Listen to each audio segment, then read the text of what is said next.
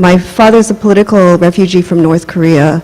and my mother, in many ways, is a refugee from a violent family. Both are victims of the Korean War that has left our country divided to this day, 64 years after the break of that war. And so I think to myself that it's no wonder that I've been interested in the intersection between interpersonal or gender violence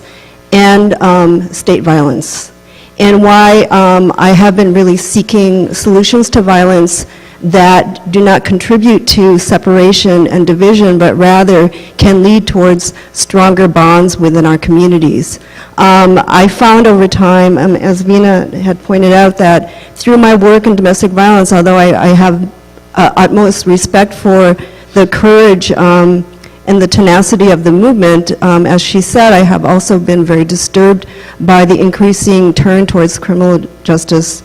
systems for our solutions to violence.